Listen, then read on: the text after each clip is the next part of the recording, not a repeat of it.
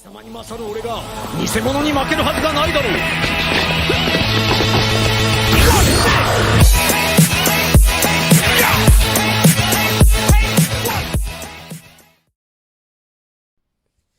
Hi everyone, it's Mike here from Final Form Freaks, and just bringing you another video based on the Wiess series that we're doing here. Now, there was a few things that obviously I didn't explain from the previous video when we did the unboxing of the trial deck. Now, what you do get in the trial deck is this really good playmat, and you also get another part as well which has like all your rules when you fought it all out, and it gives you basically like a short description of like what the cards do, certain symbols, and so on and so forth. I think this playmat's really good. It might seem very confusing for some people to take in. They'd be like, wow, there's a lot going off on this, you know, compared to like Dragon Ball Super Card Game or, you know, Magic the Gathering or so on. You know, it seems to be a lot to take in. I can remember the first time I played it, I was like, you know, holy cow, what the hell is going on here? There's so much going off on the playmat, but it is actually a lot simpler once you start playing it. So you're probably wondering what we have here. So you have, you know, this area which is the center stage, backstage. You have something called your climax, giggity goo. You have your memory, you have your deck, a waiting room, something called your clock, levels to deal with, and you have something called your stock. You also have a really good chart in the top left hand corner which gives you your turn progression, you know, your standby phase, your draw phase, your clock phase, your main phase, your climax phase, giggity, attack phase, and end phase. So yeah, so there's a lot to take in. So why is Swartz really good to play, and what makes it really different? Well, for one, obviously you have this layout. How Swartz works is that you don't actually have that many different cards in the game. You have basically like battle cards, like attackers and stuff.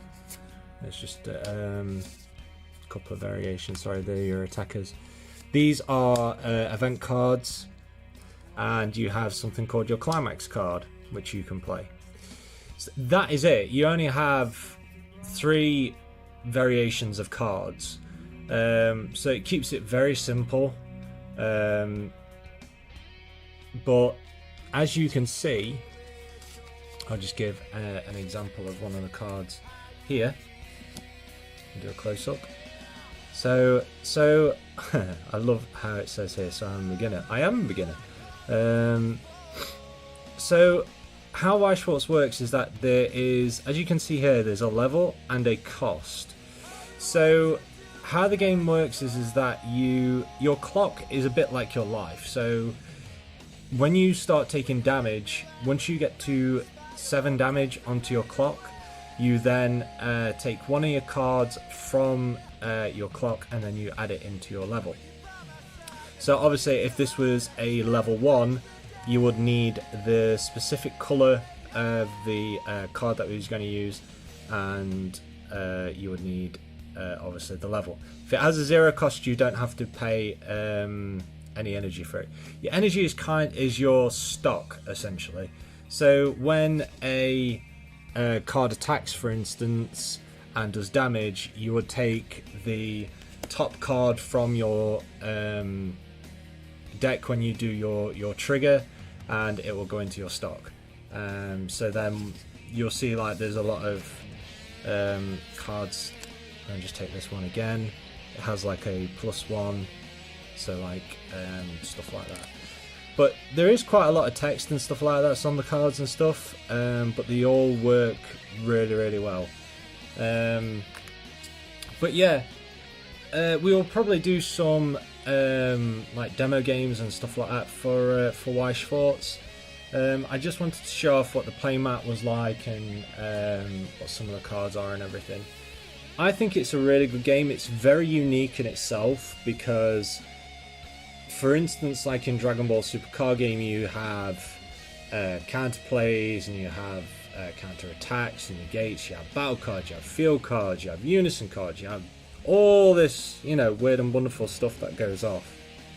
With this, it's quite, these are the 3 variants of cards that you have.